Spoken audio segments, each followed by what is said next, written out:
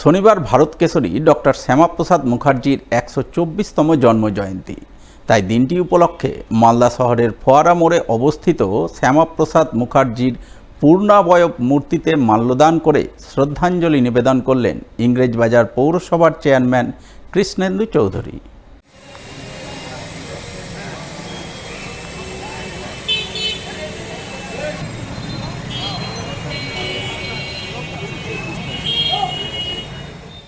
পুরুষ বীর সেনানী শ্যামাপ্রসাদ মুখার্জি ১২৪তম জন্মদিন আমরা গভীর সঙ্গে পালন করছি। এখানে তার যে পূর্ণাবয় মূর্তি ইংরেজবাজার পৌরসভা থেকে স্থাপিত হয়েছে তার প্রতি শ্রদ্ধা জানালাম আমরা। মালদা হোটেল অ্যান্ড রেস্টুরেন্ট অ্যাসোসিয়েশনের উদ্যোগে বিনামূল্যে এক স্বাস্থ্য পরীক্ষা শিবির হয়ে গেল শনিবার।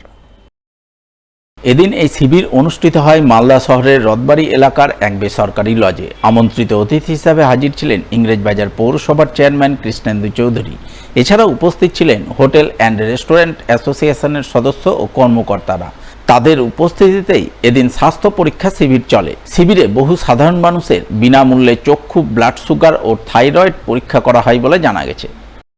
Malda district hotel and restaurant owner অ্যাসোসিয়েশনের জন্য পক্ষ থেকে আমরা মালদার সব আসন্ন সব লোকেদের জন্য আমরা ফ্রিতে হেলথ চেক আপ ক্যাম্প করছি।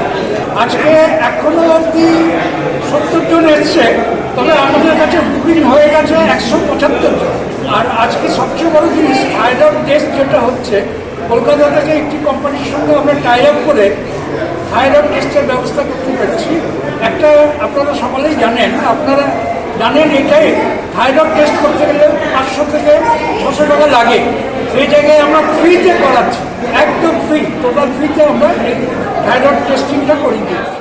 রেস্টুরেন্ট অ্যাসোসিয়েশন আজকে একটা স্বাস্থ্য শিবির করছে। সেখানে পুরো মানুষের বিনা পয়সা সেবা করছে। সেবাটা হচ্ছে পরম ধর্ম, যে লেভেলেই হোক। অনেক মানুষ আসল সেবা থেকে বঞ্চিত হয়, কিন্তু কিছু সমাজের লোক আছে যারা এই সেবার মধ্যে ব্রতী হয়ে কাজ করছে। এরাও আজকে করছে, আমরা এসেছি। এটাই অ্যাপিল করলাম, পৌরসভা এদের বিচ্ছিন্ন না, একসঙ্গে আমরা কাজ করে শহরটাকে সুন্দর করব, এগিয়ে নিয়ে যাব। রবিবার রথযাত্রা উৎসব, তাই উৎসবের প্রাক্কালে শনিবার মালদা জেলার বিভিন্ন প্রান্তে নজরে এলো রথযাত্রার জোর প্রস্তুতির ছবি।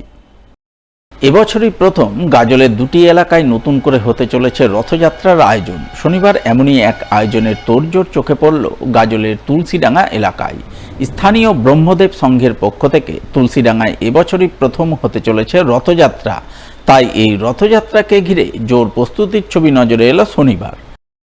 এবছর আমাদের প্রভুর কৃপায় প্রথম আমরা গাজলের যে ঐতিহ্যবাহী রথযাত্রা, সেই কার্নিভালে আমরা অংশগ্রহণ করব এবং সমস্ত নিয়ম শৃঙ্খলা মেনেই আমাদের রথ তুলসীডাঙ্গা থেকে নয়াপাড়া বিধানবাবুর বাড়ি পর্যন্ত যাবে এবং ঠিক নিয়ম মেনে উল্টো রথে আবার এখানেই আসবে। উৎসাহ পরিপূর্ণ, কারণ অনেক দিনের একটা ইচ্ছা আমাদের মধ্যে জেগেছিল যে এরকম একটা শ্রেষ্ঠ উৎসবের মধ্যে আমরা অংশগ্রহণ করি।